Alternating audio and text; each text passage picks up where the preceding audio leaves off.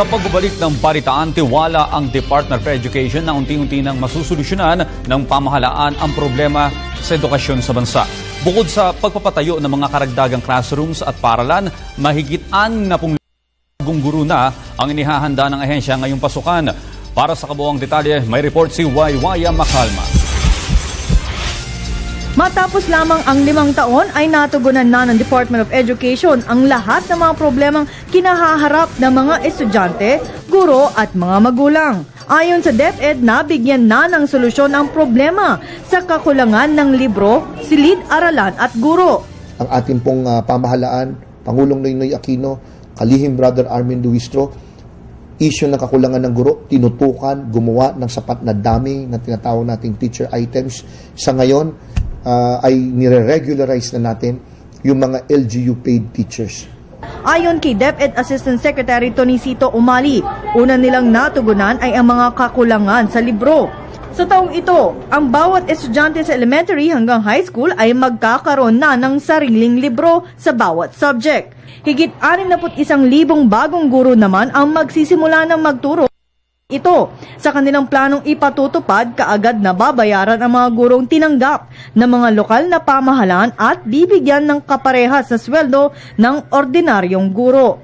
Ang ating pamahalaang lokal, under the Local Government Code, has the mandate to provide quality basic education to our children. Kasama rin sila dyan sa mandato na yan.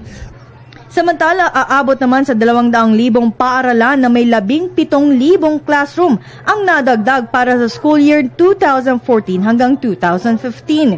Sa kabila nito, aminado si Atty. Umali na may ilang rehiyon na hindi magkakaroon ng sapat na libro at silid-aralan dahil na rin sa mga kalamidad na tumama sa bansa noong nakaraang taon, tulad ng Zamboanga Siege, lindol sa Bohol at pananalasa ng bagyong Yolanda sa Eastern Visayas. Sa kabila nito, tuloy pa rin umano ang klase sa naturang mga lugar at tiniyak ni Umali, tinutugunan na ng pamahalaan ang mga problemang ito.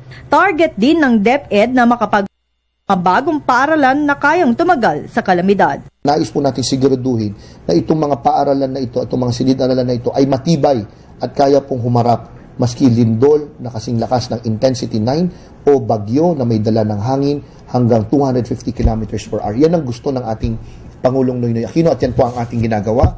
Ayaw na rin ng Pangulo at ng ating kalihim Brother Armin Luistro na magpatayo ng silid-aralan o paaralan sa mga lugar na magiging peligroso sa ating mga anak. Kaya't hindi basta-basta.